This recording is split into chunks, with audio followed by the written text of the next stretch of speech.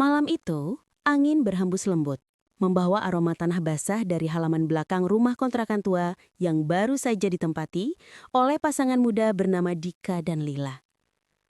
Rumah itu tampak sederhana, hanya berdinding papan dengan cat yang mulai mengelupas. Namun harganya murah, dan pemiliknya terlihat tergesa-gesa ketika menyerahkan kunci. "Jangan terlalu sering keluar malam ya," pesan pemilik rumah dengan senyum tipis. "Soalnya di sini suka ada yang keliru pulang." Dika hanya mengangguk. Ia tak mengerti apa maksud kalimat itu. Malam pertama terasa biasa saja. Sampai sekitar pukul 2 dini hari, Lila terbangun mendengar suara langkah kaki dari ruang tamu. "Mas, kamu dengar nggak?" bisiknya. Dika terbangun.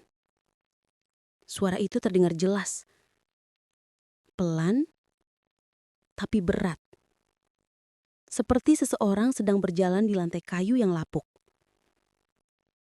Mereka berdua menatap pintu kamar yang sedikit terbuka. Dari celah itu, terlihat bayangan seseorang melintas perlahan. Dika segera bangun dan membuka pintu. Tapi ruang tamu kosong. Hanya lampu yang berayun pelan, seolah baru saja disentuh seseorang. Malam demi malam berlalu. Setiap pukul 2 dini hari, suara langkah itu selalu datang. Kadang disertai suara bisikan dari arah dapur. "Lapar, lapar." Suara itu begitu lirih, tapi cukup jelas membuat bulu kudut berdiri. Suatu malam, Dika mencoba merekam suara itu dengan ponselnya. Tapi aneh, ketika pagi tiba dan rekaman diputar, yang terdengar hanya suara Lila menangis dalam tidur. Padahal, semalam Dika melihat Lila tertidur tenang di sampingnya. Puncaknya terjadi pada malam ketujuh. Hujan deras mengguyur dan listrik tiba-tiba padam. Dalam kegelapan, Lila melihat sesuatu di ujung ranjang. Sesosok tubuh hitam legam, tanpa wajah, duduk membelakanginya. Ia ingin berteriak, tapi suaranya lenyap. Sosok itu perlahan menoleh, memperlihatkan wajahnya yang kosong, hanya rongga gelap yang meneteskan cairan merah kental. Ketika lampu menyala kembali, sosok itu sudah hilang. Tapi di lantai, tertinggal jejak kaki basah menuju pintu keluar. Esok paginya, mereka memutuskan pindah. Saat sedang berkemas, Dika melihat ke dinding ruang tamu. Di sana tergantung foto lama, menampilkan keluarga dengan 3 anak kecil. Salah satu dari anak itu, wajahnya persis seperti bayangan yang dilihat Lila semalam. Dan di bawah foto itu, tertulis sebuah tanggal. 29 Oktober. Tanggal yang sama dengan malam itu. Sejak hari itu, rumah kontrakan tersebut dibiarkan kosong. Tapi, warga sekitar masih sering mendengar suara langkah kaki dari dalam setiap pukul 2 dini hari. Setelah kejadian di rumah kontrakan tua itu, Dika dan Lila memutuskan pindah ke kota lain. Mereka menyewa apartemen kecil di lantai 4. Berharap kehidupan baru bisa menghapus mimpi buruk yang selama ini menghantui. Tapi malam pertama di tempat baru sudah terasa aneh.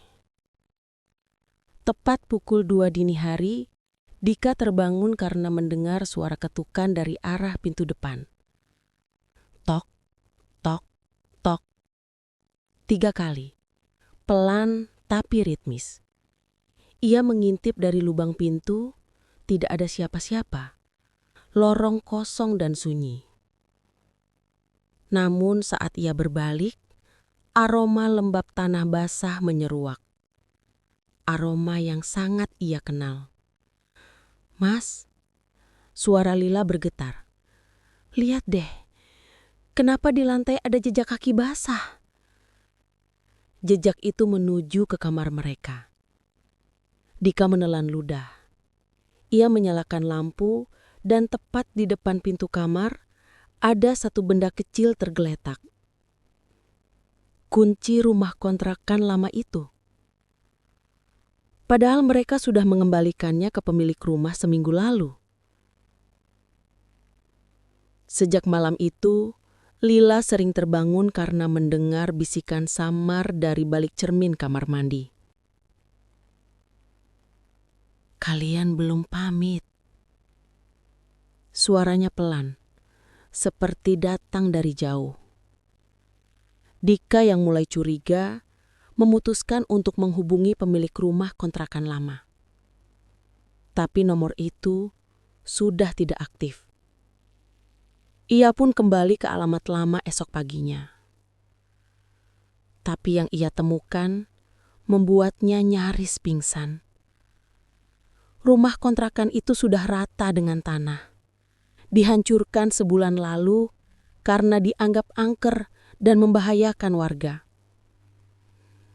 Artinya, saat mereka tinggal di sana, rumah itu seharusnya sudah tidak ada. Dika memandangi puing-puing yang tersisa. Di antara tumpukan kayu lapuk, ia menemukan foto lama yang dulu tergantung di ruang tamu. Foto keluarga dengan 3 anak kecil. Tapi kali ini, fotonya berbeda. Wajah anak yang dulu mirip Lila, sekarang berganti menjadi wajah mereka berdua.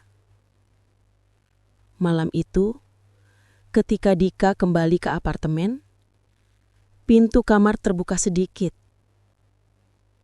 Di dalamnya, Lila duduk membelakangi jendela, rambutnya basah kuyup, dan di lantai menggenang air bercampur cairan merah kental. "Mas," bisiknya lirih. "Aku udah pamit sama mereka." Saat Dika mendekat, Lila perlahan menoleh. Wajahnya berubah pucat, matanya hitam seluruhnya. Dan dari belakangnya muncul bayangan 3 sosok anak kecil berdiri sejajar, tersenyum tanpa ekspresi. Lalu, semua lampu padam. Ketika polisi datang pagi harinya, apartemen itu kosong. Tidak ada tanda-tanda penghuni. Tapi, di kaca jendela kamar, tertulis dengan goresan jari basah. Mereka sudah pulang.